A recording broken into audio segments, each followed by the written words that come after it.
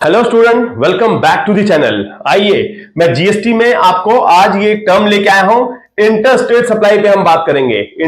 Intra state में already आपको करा चुका हूं एक परचेज पे ट्रांजेक्शन, तो मैं दूसरा एक परचेज का ट्रांजेक्शन लेके आया हूं आपकी क्लैरिटी के लिए कि इंटर स्टेट सप्लाई क्या होता है, और उसके ऊपर हम जब जीएसटी चार्ज होता है परचेज के टाइम पे, फिर विद जीएसटी उसकी हम जनरल एंट्री कैसे करेंगे।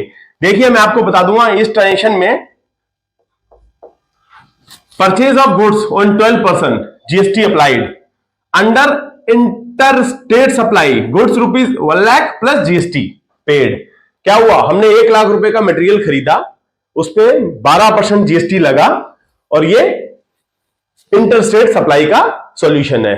तो देखिए, इंटरस्टेट क्या होता है। इंटरस्टेट का मतलब है, लेट्स से हमारा बिजनेस दिल्ली में है और जहां से हमने परचेज किया वो महाराष्ट्र में है, डिफरेंट स्टेट में है, डिफरेंट स्टेट, महाराष्ट्र या पंजाब या तमिलनाडु, कहीं अदर स्टेट में, तो उसको बोलते हैं इंटरस्टेट सप्लाई। इंटरस्टेट तो एक जगह से जब दूसरे स्टेट में हम कोई परचेज या सेल कर रहे होते हैं, उस पर जो जीएसटी लगता है उसको बोलते हैं आईजीएसटी। तो यहां इस केस में क्या होगा, वर्किंग से समझते हैं। गुड्स की वैल्यू कितनी है जो हमने खरीदा, 1 लाख, करेक्ट। उसके ऊपर जीएसटी लगा 12%, आईजीएसटी बोलते हैं उसको, ये लगा 12,000।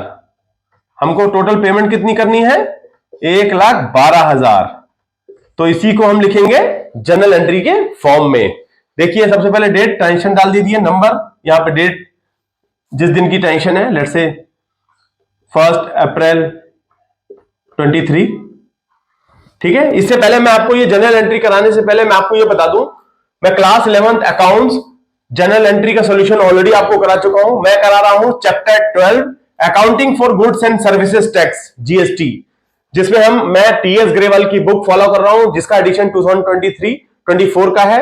अभी मैं सॉल्यूशंस पे नहीं आया हूं, मैं आपको कुछ इलस्ट्रेशंस, कुछ एग्जांपल्स, ताकि आप इस चैप्टर को बड़ी आसानी से कर सकें। तो मैं उसके लिए आपको कुछ एग्जांपल्स करा रहा हूं कि परचेज क्या होता है, इंटरस्टेट क्या होता है, इंट्रा स्टेट सप्लाई क्या होता है, जीएसटी में इनपुट क्या होते हैं, आउटपुट जीएसटी क्या होता है, आप इसे अच्छे से समझ पाएंगे। देखिए, यहां पर हमने माल को खरीदा है, तो सबसे पहले हम क्या लिखेंगे, परचेज अकाउंट डेबिट। समझते हुए जाएंगे, एक एक चीज समझेंगे। मैं आपको पूरा जीएसटी का टर्म समझा दूंगा, जीएसटी को जनरल एंट्री में लिखते कैसे हैं वो भी आप इसकी इस अंडरस्टैंडिंग की मदद से आप लिख पाएंगे। परचेज अकाउंट डेबिट कितने का मारा आया, 1 लाख का। आईजीएसटी इनपुट, भाई ये भी तो आप पे कर रहे हो ना,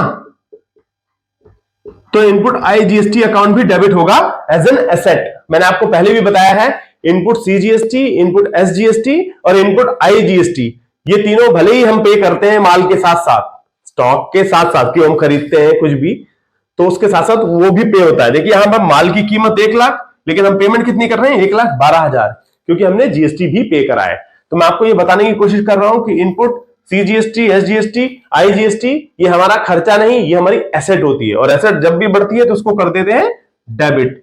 यहां 12,000 से डेबिट हो जाएगा। आईजीएसटी इसलिए क्योंकि ये इंटर स्टेट सप्लाई है, ये बिल्कुल ध्यान रखेंगे। इंट्रा स्टेट में सीजीएसटी, एसजीएसटी आता है आधा आधा, 6-6 हजार, लेकिन क्योंकि ये इंटर स्टेट है, एक स्टेट से दूसरे स्टेट से हमने माल खरीदा है, तो यहां पे लगेगा इनपुट आईजीएसटी। क्रेडिट क्या करोगे, टू, यहां हमने कैश में पेमेंट कर दिया, अदरवाइज क्रेडिटर जिसको हमें पे करना होता है उसको हम क्रेडिट कर देंगे। कैश हमारा निकल गया, एसेट घट गया 1,12,000 से, तो ये हमारी बनती है, नरेशन भी लिख सकते हो, purchase goods interstate at 12% GST. आप इतना ही नरेशन लिखेंगे, ठीक है।